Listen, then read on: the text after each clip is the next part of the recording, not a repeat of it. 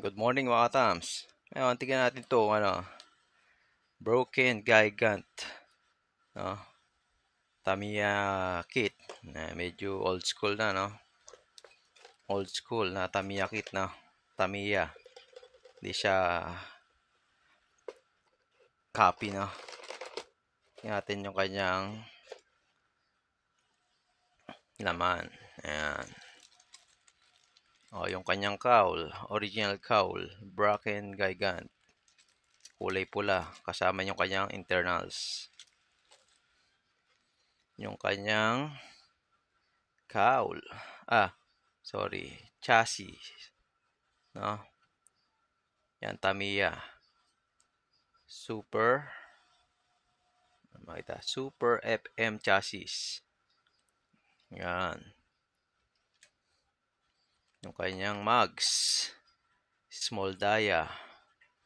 Yellow. Yung kanyang gulong.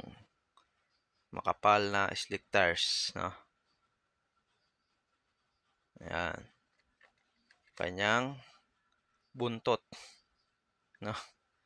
Yung kanyang Super FM tail. Gamit na gamit sa Pro Stock. Kanyang mga iba pang gamit sa sakit na. Ayan, yung matol niyan. Crown. Mayroon ng 5:1 na gear. May 4:1 na gear. Yung kanyang grease, rollers. Na may o-ring. May screw, shaft. Kanyang propeller, no? Yun. Itong maganda dito eh. Dalawa yung no? Dalawa pa yung kanyang mga gear ratio, no? Isang 5.1:1 tsaka isang 4:1, no?